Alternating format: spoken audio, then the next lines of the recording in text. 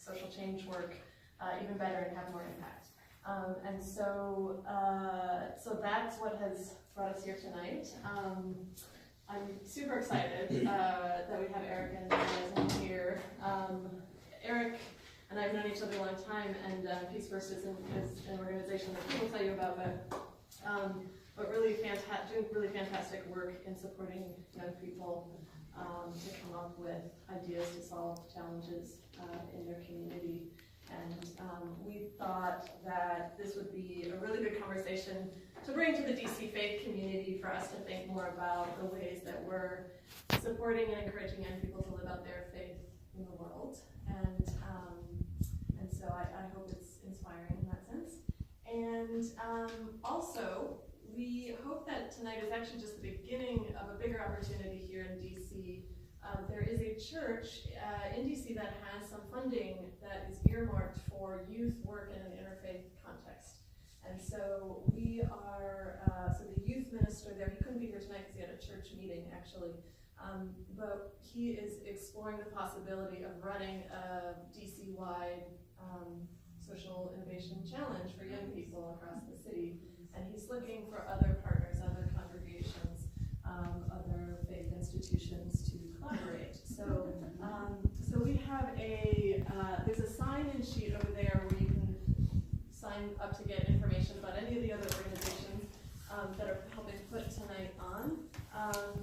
And there's also one column that if you're interested in staying in the loop on the Youth Social Innovation Challenge as it develops, definitely mark that down. And let me know if you'd be interested in helping to develop that. I am going to introduce for a moment Bob Spohr, who is from Church of the Holy City, where we are. We are so grateful that they have welcomed us into this beautiful space. And I just wanted Bob to say a little bit about the exciting things that they're doing here so that we know what this space is that we are in. Thank you for coming, actually.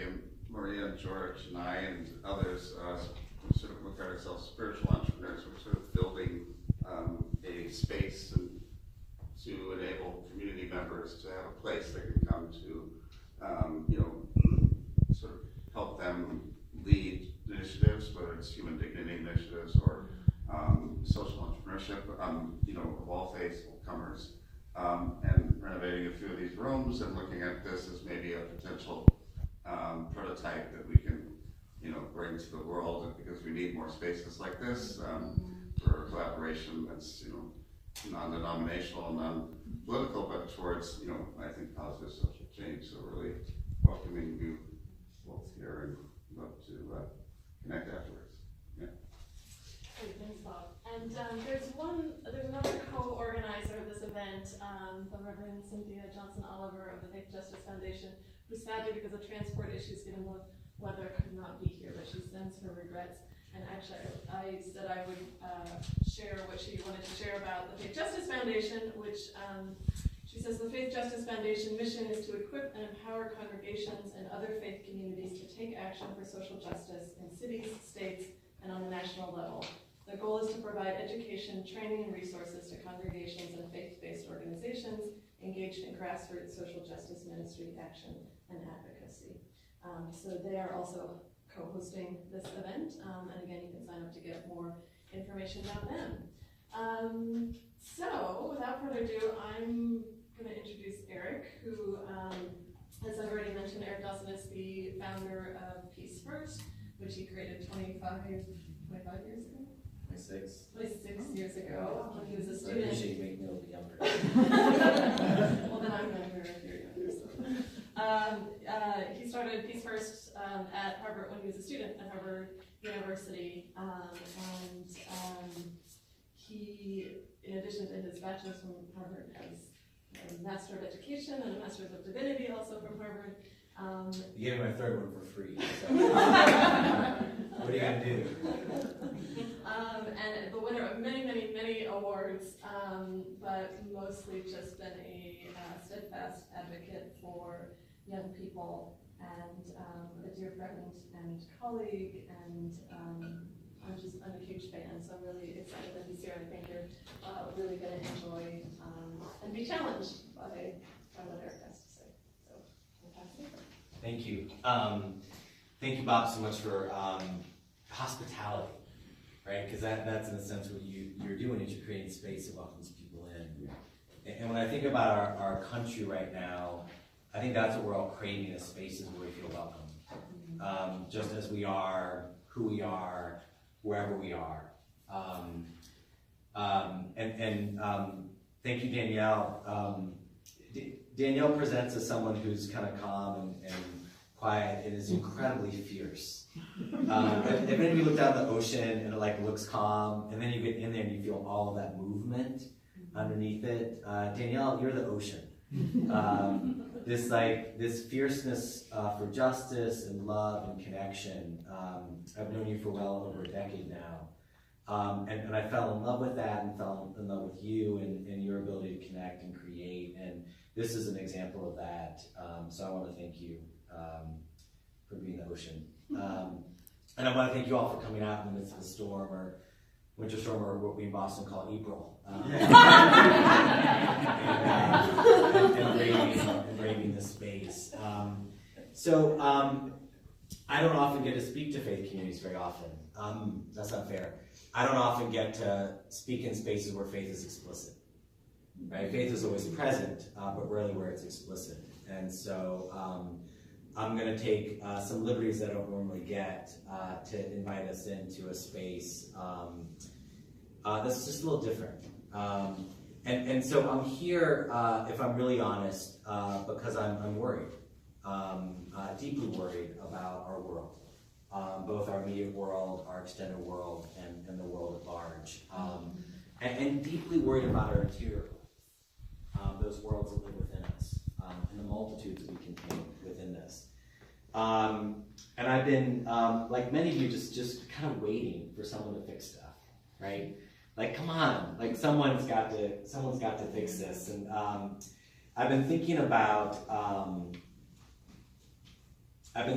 Exodus. And there's this amazing moment for those of you who are familiar with the Hebrew text where like Moses goes to the mountain to get the word, right? And there's like lightning and thunder. Like, it's a good show. Like, there's lightning and thunder, and like God's in all that. There's earthquakes and there's fire. And like, out of that, God presents the word, like the commandments. Like, it's so clear, right? And then I juxtapose that to Kings, where you have Elijah, who's being hunted, literally hunted by Jezebel and her cronies, friendless, starving, beaten down. He goes back to that same mountain, seeking that same wisdom. And there's lightning, but God's not in lightning. Right? There's thunder, but God's not there. There's earthquakes and fire, and God's not in any of that. And then there's just silence. And then God says, Elijah, what are you doing? And I feel like we're so hungry for these Moses moments, right? That clarity, that direction, that those neon signs say this is where you're supposed to go, this is what you're supposed to do. And what we end up with are these Elijah moments, right? Community, prayer, reflection, friends. And that's what we have to create with. So I want to create an Elijah moment, this sort of meandering, complicated messiness, because I think that honors where we are right now. And so I want to share a story about what I think is at stake. And it's actually a story about a group of young people I was speaking with. So I experienced violence as a young person, and that was really my moment when I realized that I needed to do something not just for my own life but for others. And young people who experience violence tend to do one of three things. We hurt ourselves through poor decision making, substance abuse, suicide. We hurt other people because we're angry and we're seeking justice, as twisted as that might sound.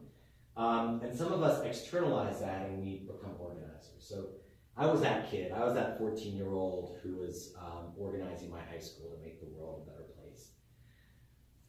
got a scholarship to go to college, which opened up a lot of doors for me, and found myself in this very privileged position to be able to mobilize resources on behalf of young people. And so, about 6 years ago now, I was speaking to a group of young people in Chicago. It was about 140 high school sophomores, a little older than you.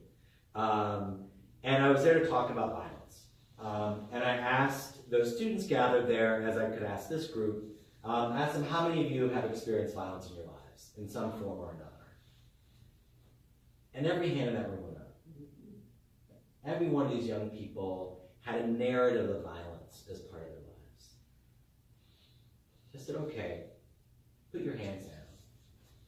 And then I asked them, how many of you have a solution to the problem of violence in your community? Something that you would do to change Chicago. 80, 90% of those hands went up.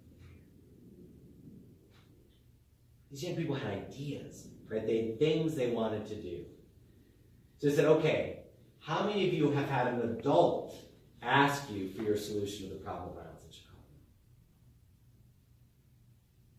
Maybe 15% of the hands stayed in the air. So I said, okay, how many of you have had an adult offer to put resources behind your idea?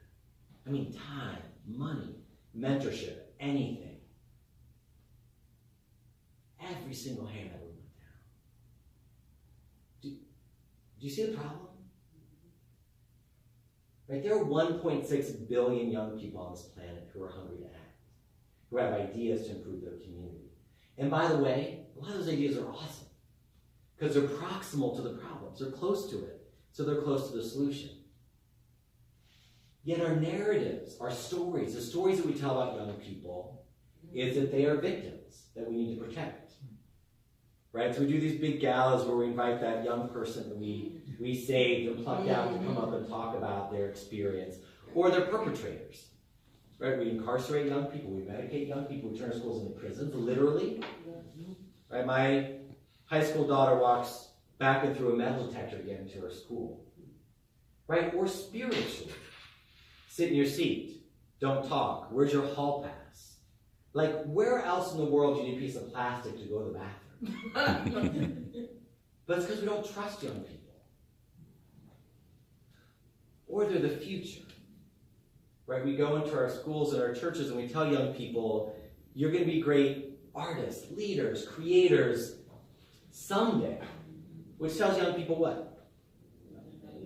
Not today. Wait your turn, you're not ready. Gallup did this fascinating survey where they asked adults to describe the youth in your community. Open-ended. Top 3 words.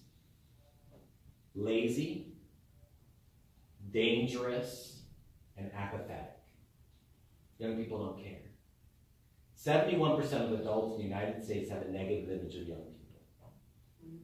Berkeley Media Studies Group studied all the stories about young people over a 12-month period. Guess what percentage of those news stories were positive stories? 10. 17? 1. 1% of news stories about young people are positive. Right? So we have these stories that we tell about young people, and then of course young people start telling those stories about themselves. I was at a conference of violence prevention practitioners, right? This enlightened group, very focused on youth, and they had a program, and in the back they had a advertisement for a parenting video, and it was called "Help, I Have a Teenager." Which at first I kind of laughed at because I was raising a teenager at the time, and it could be a pain in my butt sometimes. And it was funny and creative and smart, and I thought, what kind of message is that? Help, I have a teenager. Those are the stories that we tell about young people in this country and beyond. So what if we wrote a new narrative? Or better yet, what if we supported young people to write their own narratives? So I want you to imagine being a 15-year-old in Washington, D.C. Okay, so imagine. Imagine being you. And let's say, this is what you get for saying hi. I should apologize. Let's say that you're being bullied in your high school. Or you're worried about the political discourse of your country. Or you're watching high school students in Florida being taken out of their schools in body bags because of shooters. What do you do in that moment? That moment of anger, that moment of excitement, that moment of obligation. I mean, really, what do you do? Like, maybe you talk to your parents, right? Or maybe maybe you're part of a faith-based group, or maybe you're part of a school group. But if you're angry or inspired or curious and it is 7 o'clock on a Tuesday night, you don't want to wait 3 months for your Key Club to get started, right? Your Bar Mitzvah program to kick off, right? You want to be able to activate and engage in that moment. So a Peace Verse is creating with young people like Yasmine is a home for those young people. Has anyone here been in a Home Depot? Do they have Home Depots in DC? Just show hands. I'm not allowed to go to Home Depot because I come here with an extra toilet. Because you never know. But you know that sense when you walk into Home Depot? Like anything is possible. Right? I could be a gardener. I could be an electrician. I could paint a wall. I could put up cabinets. So imagine a digital Home Depot for social justice.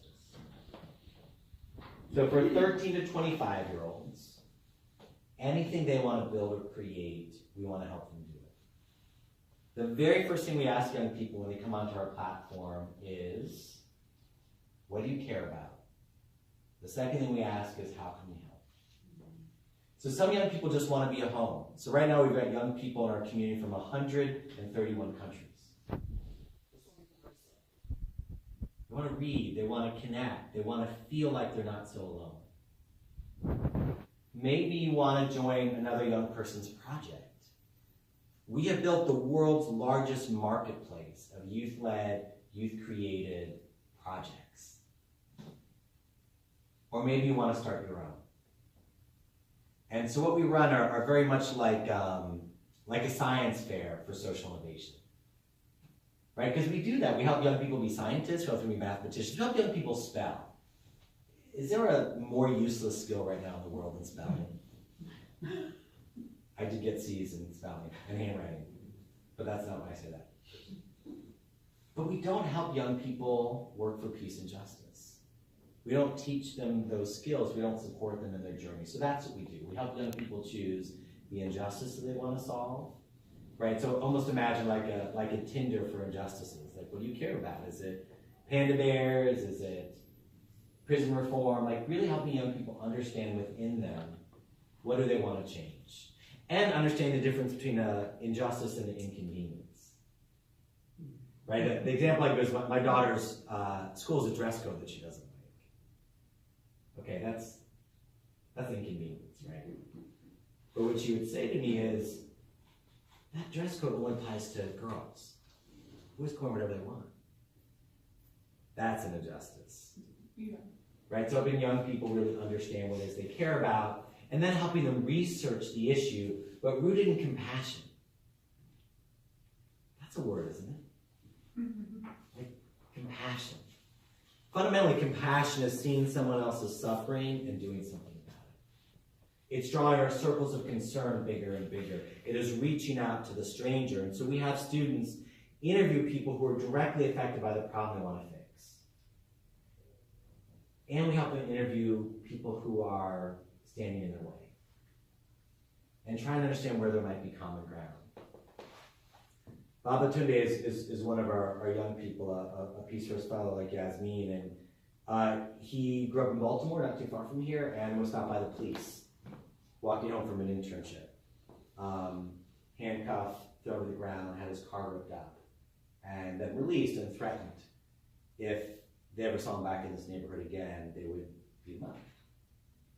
It was his first experience like that with the police, but not a unique experience for his community. And so as a 17-year-old, he interviewed other young people of color about their experiences with the police and helped them tell their stories. But he didn't stop there. He then went and interviewed police officers, and he asked them about their experiences. What's it like when you approach a car and you don't know who's inside it? What's it like for you when you talk to 3 teenagers you don't know? What goes through your mind in those moments? And his insight was that police officers and young people are terrified of each other because they don't know each other. And so as a 17-year-old, he began training police officers in how to work with young people. And he did this by bringing his friends in the police precincts to train police officers by having them do role plays where they had to play one another in different high-stress situations. He went on to train 2/3 of the Baltimore police force on how to work with young people of color. Compassion, right? That ability to cross lines of difference. And if Babatunde were here, he's someone I interviewed for my book, he'll be the first to say he didn't learn to love the police, right? This is not a story where he then became a police officer, right? He still sees them as an occupying force in his community. But what he came to understand is it's not about whether an individual officer is good or bad. It's about a system that keeps people apart. So we help young people create a compassionate insight about the problem they want to fix. And then we help them create projects. So we provide mentors. We provide design tools. What's your goal? What are your objectives? What are your action plans? What is your budget? And then we give young people money, cash, up to $250 to get their project started. We try to give it to them in 48 hours. They don't have to keep receipts. Right? Our whole message to young people is we trust you. You got this. And then they've got this whole community of young people they get to work with. Right? They get to collaborate. They get to connect. And then we help young people take risks. So our second value besides compassion is courage. Most of us, when we enter a situation, we ask, what do we get out of this? Am I going to like this meeting? Am I going to like this person? Am I going to like this class? Am I going to like this movie? Most of us will move to a place where we ask, what can I give? Right? What can I contribute? But this next stage is the hardest one, which is what am I willing to give up? What am I willing to give up to build the beloved community? So when we talk about helping young people take risks, we're talking about that third step. What are you willing to give up to create peace and justice? So helping young people take safe risks. And then the third value is around collaborative leadership, which is understanding that the stories we tell tend to be about individuals, but that's not how change happens. Right? We talk about the civil rights movement, we'll talk about Dr. King and Selma. That wasn't the civil rights movement. The civil rights movement was hundreds of thousands of people, mostly women and young people, incidentally, sitting in church parlors and in kitchen tables deciding they were going to be different.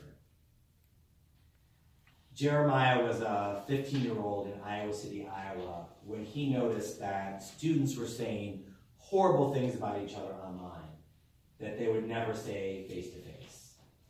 I know no one in this room has ever experienced feeling bad about social media, but it does happen out there. Me rolling my eyes. So his insight was, what if we use the same tools of social media for good? Because what was happening is all that bad stuff that was happening out in the ether was breaking up friendships, causing fights. It was a huge issue at his high school. So he decided to create a Twitter account that would just pump out compliments all day long. And his insight was a compliment needed to do two things. It needed to be specific, and it needed to be genuine. In a school of 2,000 students, he knew maybe 200 of them. So he had to figure out how he was going to be able to put out specific and genuine compliments for the other 1,800. So he recruited leaders from different cliques and groups in the school and invited them to be part of this Twitter account, and they had to audition. And so their audition was they had to send a tweet to someone they didn't like that was positive. If they could do it, awesome. If they couldn't, no worries, he'd find someone else. So he recruited 10 other young people, and they just put love into their school all day long. Go girls cross country team, you got this. Danielle, you seem upset after math class. Hope your day gets better. Incidences of bullying and assault dropped by 74% in the past 3 months. And it wasn't because the school said we're a zero-tolerance school, but it was students to students deciding they were going to be different. Right? So that's what we mean by collaborative leadership. So that's our invitation to young people, is to build and create meaningful, embodied projects. Big or small, doesn't matter. That combine compassion, courage, and collaborative leadership. In fact, one of my favorite projects is in New York City, a group of 3 13-year-old girls. Their project is they go in the lunchroom every day. They scan the lunchroom. They find out one kid that no one is sitting with, and they go and sit with that student. Every day, that's what they do. So when we talk about peacemaking, that's what we're talking about. That compassion, that courage, that collaborative leadership. I want to invite Yasmine to share your story and your journey as a peacemaker. And as you listen to Yasmine's story, what I'd love for you to pay attention to is that narrative of compassion, is that narrative of courage, is that narrative of collaborative leadership, as well as your own faith journey, which has been a big part of both the why and the how and the who that has built this work. Thank you. Well, thank you all for having me. Thank you all for having us. Thank you, Danielle. Thank you, Tom. Thank you, Eric. So I'll just tell you sort of, well, side note, I went to a leadership training this past weekend. Just Leadership USA, Leading with Conviction Fellow, and we had a leadership training, and we all had to get up and tell our stories. And at this past weekend was literally the first time I intimately told the story, the personal story of why I started ScholarChips. So I'll tell you what I do, and then I'll tell you about ScholarChips, and well, I'll tell you the personal story, like the deep personal story as to why it was important to me, and then tell you about the work of ScholarChips to date, and then also maybe throughout, and even at the end, talk about my faith journey thus far. So, as a little girl, as a baby and a little girl, I was by every mean of the term daddy's girl. That's what I was. When my father, I loved lamb chop. I don't know if any of you remember the little lamb chop. Yeah, so I used to love lamb chop. And my dad would lay down on the floor, and I would lay on his back and watch lamb chop and other, shows, and I would fall asleep on his back. When he left the house, I would cry. I loved my dad that much that I hated to see him go. And so my mother had to hide me when my dad was leaving the house. If he wasn't already taking me with him, I would be crying. And I was so, curious and determined that I managed. I was maybe 3, I had to be 3 or 4. I learned how to shimmy out of my crib. Like I'm serious, I kick one leg over and shimmy down the pole and run into my parents' bed and jump to lay on my dad's chest. Like that's how close I was with my dad. And after 3 years, 3 or 4 years, my dad just disappeared. And of course at that age I couldn't understand why. And my mother, tend to demonize my father, and she'd say these sorts of things, and this is why he's not here, and he's a dangerous man and all that. So ultimately I became scared of my dad.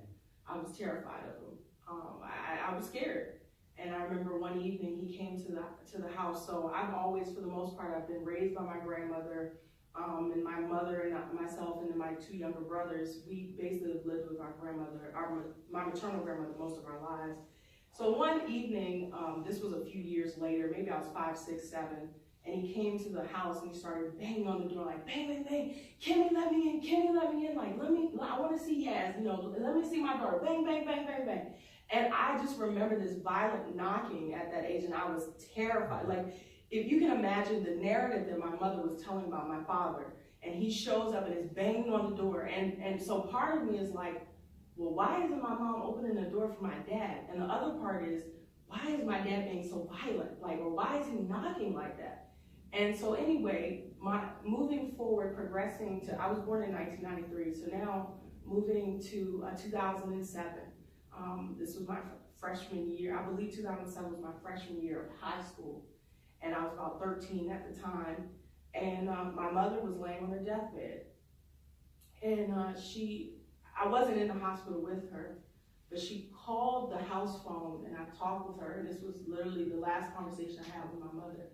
And one of the things I will always remember that she said is, Yasmine, if you want to have a relationship with your dad, you should. And so that was a challenge. That was one of the first challenges for me among many. And I had to make a choice. And the choice that I made was to reconnect with my father. And then he ended up in a prison in Georgia when I was a teenager, and we would write letters back and forth, right? And even though at the time I had a lot of different feelings about it, I was grateful to be reconnected. After a while, I became grateful, like, wow, there's this whole person that I was missing in my life for so many years, and now we've reconnected, right? And so anyway, that is sort of the beginning of the story of my struggle, this issue of parental incarceration. And so what I do now is I'm the founder and executive director of a nonprofit in Washington, D.C. called ScholarChips for children of incarcerated parents. And we provide college scholarships, mentorship, and a support network to youth who have incarcerated parents and they're pursuing their college degree. And the reason how I was able to connect with Peace First and all of these other amazing people and organizations is I started ScholarChips when I was in high school. So, my mother passed, and a couple years later, I think by my junior year, I was a fellow in a program called Learn, Serve International, or LSI for short. And LSI is a nonprofit here in DC that trains and equips high school students to be social innovators and social entrepreneurs. And so we had to, here's another challenge, right? We had to identify an issue instead, as Eric mentioned, a lot of times, sometimes I guess maybe our humanity, our flesh, we have the tendency to look at the world and say, who's gonna do something? Who's gonna do something? Why is no one doing anything? But with Learn, Serve, and Peace First, it's shifted to say, well, what are you gonna do about it? How can you make change? Or what are you already doing? And so that is when I learned that the issue that I identified is mass incarceration. But that is such a macro level issue with so many components that are based in racism, they're based in economics, the desire to make money and more money off of the backs of people. It goes, 13th Amendment talking about technically slavery is not abolished, right? Especially if you commit a crime. So anyway, that's how could I possibly solve that issue? And then I had to narrow it down, and in that